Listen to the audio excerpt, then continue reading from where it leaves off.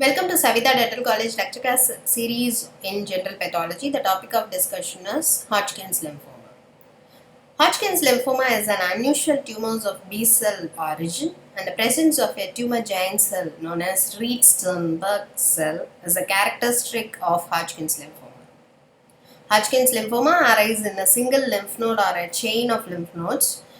It will spread in a stepwise fashion to anatomically contiguous nodes. Morphologically, the presence of Reed-Sternberg cell, that is a large cell with abundant cytoplasm, have a mirror appearance of two-lobed nuclei and a prominent nucleolus in each lobe, gives rise to owl-eye appearance. It will show positivity to CD15 and CD30 and negative for CD45, a common leukocyte antigen, and B cell antigen and T cell antigens. WHO classified this Hodgkin's lymphoma into two categories, classical and lymphocytic predominance. In classical, again, it will divide into four categories: nodular sclerosis, mixed cellularity, lymphocyte rich, and lymphocyte depletion. Coming to nodular sclerosis, it is the most common form of Hodgkin's lymphoma. It will affect commonly to male and female as equal frequency, and it has excellent overall prognosis, and morphologically it will show the lacunar cell, a variant of Reed-Sternberg cell. It involves lower cervical, supraclavicular and mediastinal lymph nodes. In this picture, we can see the nodules of lymphocytes separated by collagen bundle. That's why it's named as nodular sclerosis. And we can see the lacunar cells, Reed-Sternberg surrounded by glycine.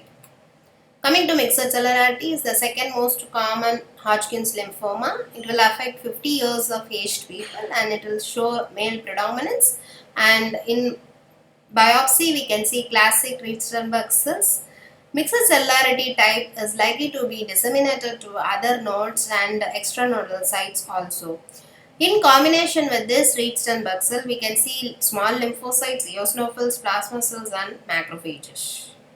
In this picture, we can see the classical Reed-Sternberg cell with owl-eye appearance along with eosinophils, plasma cells, everything.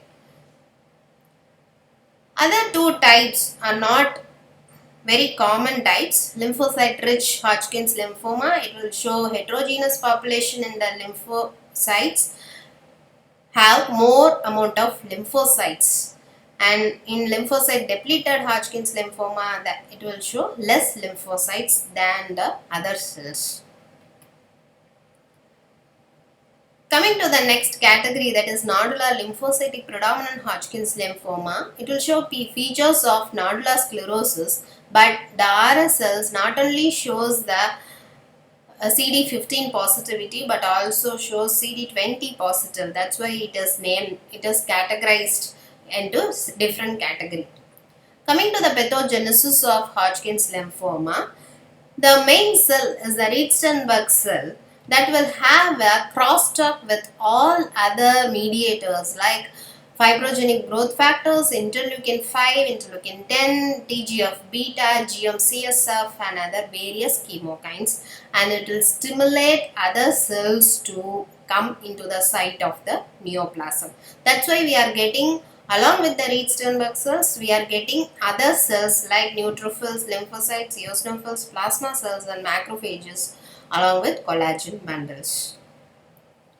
Coming to the clinical features of Hodgkin's lymphoma, which showing painless lymphadenopathy, and staging is used to guide the therapy and determine the prognosis.